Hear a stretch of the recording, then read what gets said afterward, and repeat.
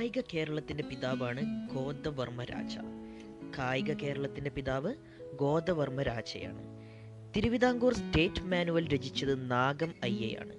Thiruvithamkoor state manual രചിച്ചത് നാഗം അയ്യ. Azhimala beach സ്ഥിതി ചെയ്യുന്നത് തിരുവനന്തപുരത്താണ്. ആഴിമല ബീച്ച് സ്ഥിതി ചെയ്യുന്നത് തിരുവനന്തപുരത്ത്. പുതിയ നിയമസഭാ മന്ദിരം ഉദ്ഘാടനം ചെയ്ത KR നാരായണനാണ് 1998 മെയ് 22-ന് 1998 മെയ് 22-ന് KR നാരായണനാണ് പുതിയ നിയമസഭാ മന്ദിരം ഉദ്ഘാടനം ചെയ്തത്. ജിമ്മി ജോർജ് സ്റ്റേഡിയം സ്ഥിതി ചെയ്യുന്നത് തിരുവനന്തപുരത്താണ്.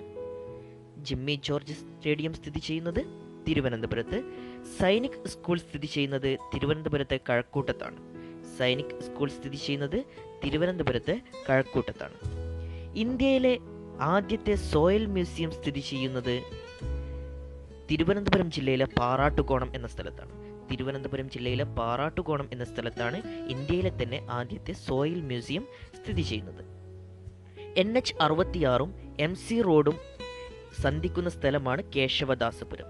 NH 66-ഉം MC റോഡും തമ്മിൽ സന്ധിക്കുന്ന സ്ഥലമാണ് കേശവദാസപുരം. ദിവാൻ രാജാ കേശവദാസിന്റെ സ്മരണാർത്ഥം നാമകരണം ചെയ്തിരിക്കുന്ന സ്ഥലമാണ് കേശവദാസപുരം. തിരുവിതാംകൂർ ചരിത്രവുമായി ബന്ധപ്പെട്ട അമ്മച്ചിപ്ലാവിന്റെ അവശിഷ്ടങ്ങൾ കാണാൻ കഴിയുന്ന സ്ഥലമാണ് നെയ്യാറ്റിൻകര.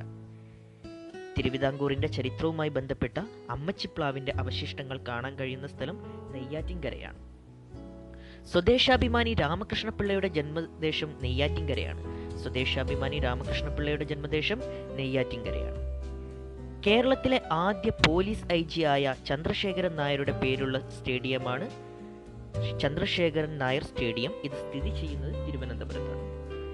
കേരളത്തിലെ ആദ്യ പോലീസ് IG ആയ ചന്ദ്രശേഖരൻ നായരുടെ പേരിലുള്ള സ്റ്റേഡിയമാണ് ചന്ദ്രശേഖരൻ നായർ സ്റ്റേഡിയം. ഇത് സ്ഥിതി ചെയ്യുന്നത് തിരുവനന്തപുരത്താണ്. കേരളത്തിൽ ജനസാന്ദ്രത ഏറ്റവും കൂടുതലുള്ള ജില്ലയാണ് തിരുവനന്തപുരം. കേരളത്തിൽ ജനസാന്ദ്രത ഏറ്റവും കൂടുതലുള്ള ജില്ലയാണ് തിരുവനന്തപുരം. തിരുവനന്തപുരം ജില്ലയുടെ ജനസാന്ദ്രത 1509 ചതുരശ്ര കിലോമീറ്റർ. പ്രാചീന കേരളത്തിലെ വിദ്യാഭ്യാസ കേന്ദ്രമായ കാന്തള്ളൂർ ശാല സ്ഥിതി ചെയ്തിരുന്ന ജില്ലയാണ് തിരുവനന്തപുരം. കാന്തള്ളൂർ ശാല സ്ഥിതി ചെയ്തിരുന്നത് തിരുവനന്തപുരത്ത്. ഇന്ത്യയിലെ ആദ്യ കമ്പ്യൂട്ടർവൽകൃത പഞ്ചായത്താണ് വെള്ളനാട്. ഇന്ത്യയിലെ ആദ്യ കമ്പ്യൂട്ടർവൽകൃത പഞ്ചായത്ത് വെള്ളനാടാണ്. കേരളത്തിന്റെ നെയ്ത്തുപട്ടണം എന്നറിയപ്പെടുന്നത് തിരുവനന്തപുരം ജില്ലയിലെ ബാലരാമപുരമാണ്. കേരളത്തിന്റെ നെയ്ത്തുപട്ടണമാണ് ബാലരാമപുരം. കേരളത്തിന്റെ ഏറ്റവും തെക്കേ അറ്റത്തെ വന്യജീവി സങ്കേതമാണ് നെയ്യാർ വന്യജീവി സങ്കേതം. കേരളത്തിന്റെ തെക്കേ അറ്റത്തെ വന്യജീവി സങ്കേതമാണ് നെയ്യാർ വന്യജീവി സങ്കേതം. കേരളത്തിൽ ഏറ്റവും കൂടുതൽ റെയിൽവേ സ്റ്റേഷനുകൾ സ്ഥിതി ചെയ്യുന്ന ജില്ല തിരുവനന്തപുരമാണ്.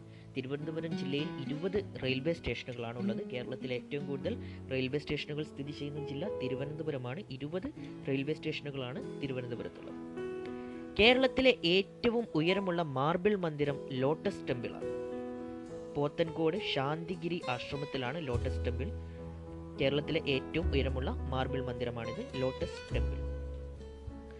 ഗോപിനാഥ് മുതുകാടിന്റെ മാജിക് പ്ലാനറ്റ് സ്ഥിതി ചെയ്യുന്നത് കഴക്കൂട്ടത്താണ്. ഗോപിനാഥ് മുതുകാടിന്റെ മാജിക് പ്ലാനറ്റ് സ്ഥിതി ചെയ്യുന്നത് കഴക്കൂട്ടത്താണ്. പനയുമായി ബന്ധപ്പെട്ട പരമ്പരാഗത തൊഴിലുകളിൽ ഏർപ്പെട്ടിരിക്കുന്നവരെ സഹായിക്കുവാനുള്ള സർക്കാർ സ്ഥാപനമാണ് കെൽപ്പാം. പനയുമായി ബന്ധപ്പെട്ട പരമ്പരാഗത തൊഴിലുകളിൽ ഏർപ്പെട്ടിരിക്കുന്നവരെ സഹായിക്കാനുള്ള സർക്കാർ സ്ഥാപനമാണ് കെൽപ്പാം. കെൽപ്പാമിന്റെ ആസ്ഥാനം തിരുവനന്തപുരം ജില്ലയിലെ കൊറ്റാമമാണ്. കെൽപ്പാമിന്റെ ആസ്ഥാനം തിരുവനന്തപുരം ജില്ലയിലെ കൊറ്റാമം.